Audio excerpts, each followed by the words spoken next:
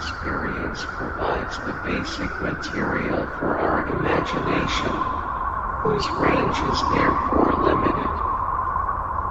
It will not help to try to imagine that one has webbing on one's arms, which enables one to fly around at dusk and dawn catching insects in one's mouth, that one has very poor vision, and perceives the surrounding world by a system of reflected high-frequency sound signals, and that one spends the day hanging upside down by one's feet in an attic.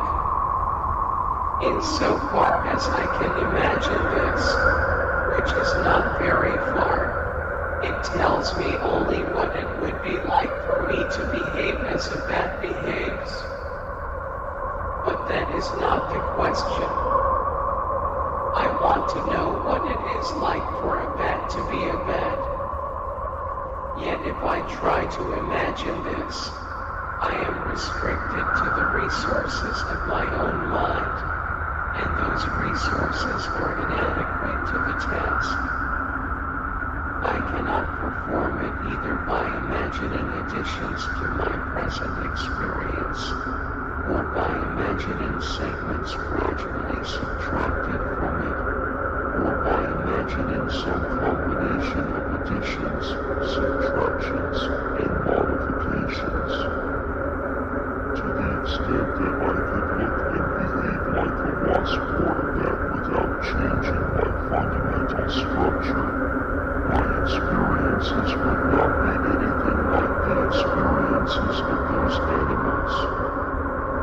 On the other hand, it is doubtful that any meaning can be attached to the supposition that I should possess the internal neurophysiological constitution of a bat. Even if I could by gradual degrees be transformed into a bat, nothing in my present constitution enables me to imagine what the experiences of such a future stage of myself thus metamorphosed would be like. The best evidence would come from the experiences of bats, if we only knew what they were like. So if extrapolation from our own case is involved in the idea of what it is like to be a bat, the extrapolation must be incompletable. We cannot form more than a schematic conception of what it is like. For example, we may describe general types of experience on the basis of the animal's structure and behavior. Thus we describe bat sonar as a form of three-dimensional forward perception. We believe that bats feel some versions of pain, fear, hunger, and lust, and that they have other, more familiar types of perception besides sonar. But we believe that these experiences also have in each case a specific subjective character, which it is beyond our ability to conceive.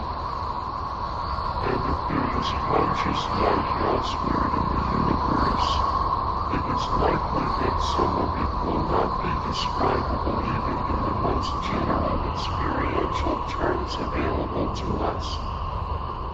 The problem is not confined to exotic cases, however, for it exists between one person and another. The subjective character of the experience of a person deaf and blind from birth is not accessible to me, for example, nor presumably is mine to him. This does not prevent us each from believing that the other's experience has such a subjective character. If anyone is inclined to deny that we can believe in the existence of facts like this whose exact nature we cannot possibly conceive, he should reflect that in contemplating the bats we are in much the same position that intelligent bats or Martians would occupy if they tried to form a conception of what it was like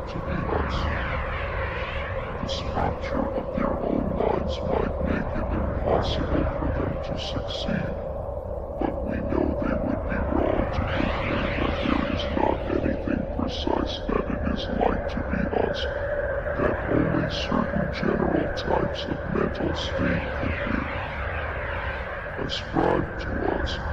Perhaps perception and appetite would be concepts common to us both. Perhaps not. We know they would be wrong to draw such a skeptical conclusion because we know what it is like to be us.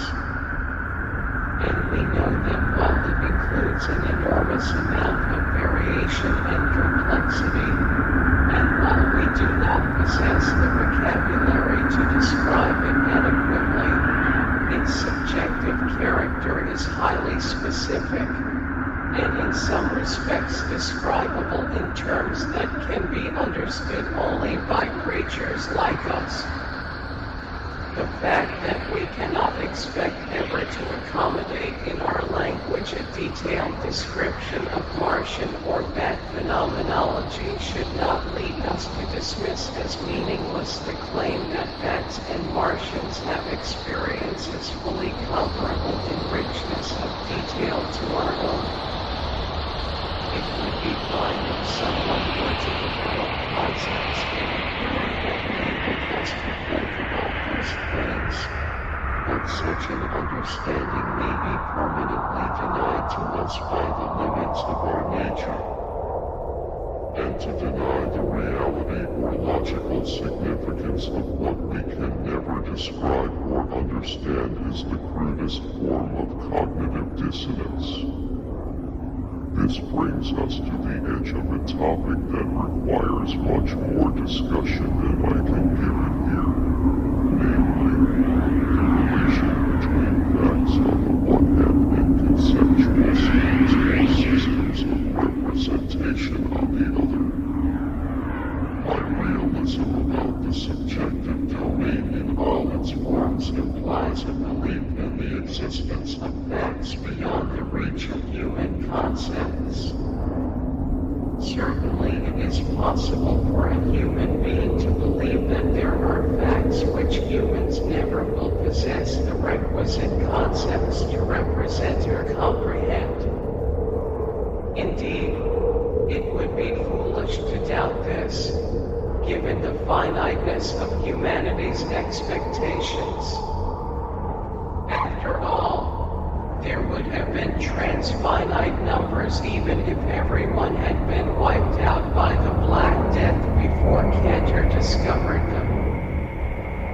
But one might also believe that there are facts which could not ever be represented or comprehended by human beings, even if the species lasted forever simply because our structure does not permit us to operate with concepts of the requisite time.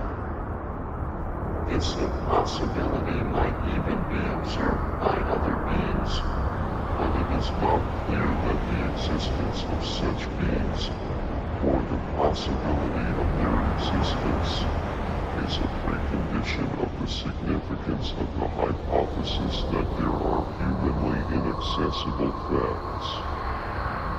After all, the nature of beings with access to humanly inaccessible facts is presumably itself a humanly inaccessible fact.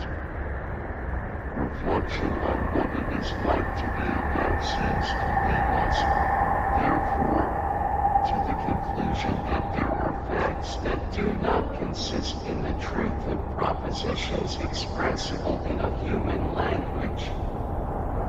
We can be compelled to recognize the existence of such facts without being able to state or comprehend them.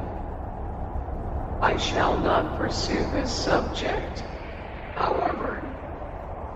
Its bearing on the topic before us, namely, the mind-body problem, is that it enables us to make a general observation about the subjective character of experience. Whatever may be the status of facts about what it is like to be a human being, or a bat, or a Martian, these appear to be facts that embody a particular point of view.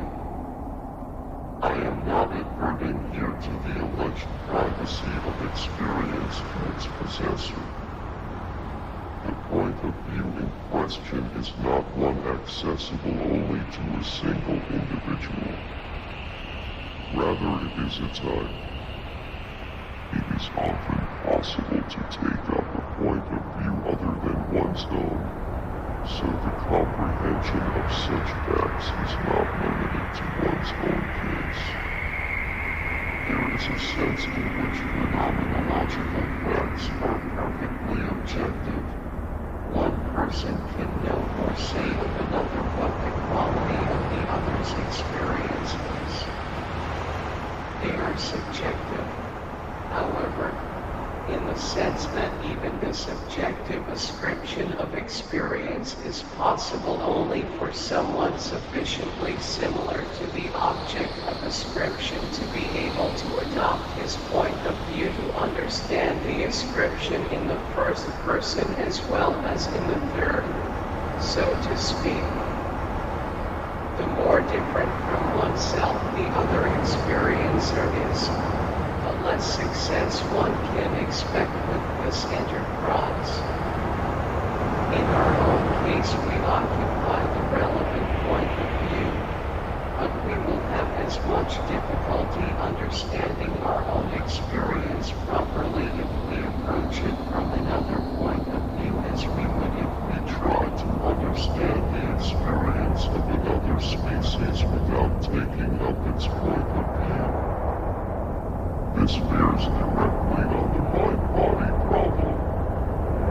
According to facts of experience, facts about what it is like in the experiencing organism are accessible only from one point of view, then it is a mystery how the true character of experiences could be revealed in the physical operation of that organism. The moments of the being of objective facts are excellence defined that can be observed and understood from many points of view and by individuals with differing perceptual systems. There are no comparable imaginative obstacles to the acquisition of knowledge about that neurophysiology by human scientists and intelligent or Martians might learn more about the human brain than we ever will. This is not by itself an argument against reduction. A Martian scientist with no understanding of visual perception could understand the rainbow, or lightning, or clouds as physical phenomena, though he would never be able to understand the human concepts of rainbow, lightning, or cloud, or the place these things occupy in our phenomenal world. The objective nature of the things picked out by these concepts could be apprehended by him because, although the concepts themselves are connected with the particular point of view and the particular visual phenomenology, the things apprehended from that point of view are not. They are observable from the point of view but external to it. Hence they can be comprehended from other points of view also, either by the same organisms or by others. Lightning has an objective character that is not exhausted by its visual appearance, and this can be investigated by a Martian without vision. To be precise, it has a more objective character than is revealed in its visual appearance. In speaking of the move from subjective to objective characterization, I wish to remain non-committal about the existence of an endpoint, the completely objective intrinsic nature of the thing, which one might or might not be able to reach. It may be more accurate to think of objectivity as a direction in which the understanding can travel. understanding a phenomenon like lightning, it is legitimate to go as far away as one can from a strict human viewpoint. In the case of experience, on the other hand, the connection with a particular point of view seems much closer. It is difficult to understand what could be meant by the objective character of an experience, apart from the particular point of view from which its subject apprehends it. After all, what would be left of what it was like to be a bat if one removed the viewpoint of the bat? But if experience does not have, in addition to its subjective character, an objective nature that can be apprehended from many different points of view, then how can it be supposed that a Martian investigating my brain might be observing physical processes which were my mental processes, as he might observe physical processes which were bolts of lightning, only from a different point of view? How, for that matter, could a human physiologist observe them from another point of view?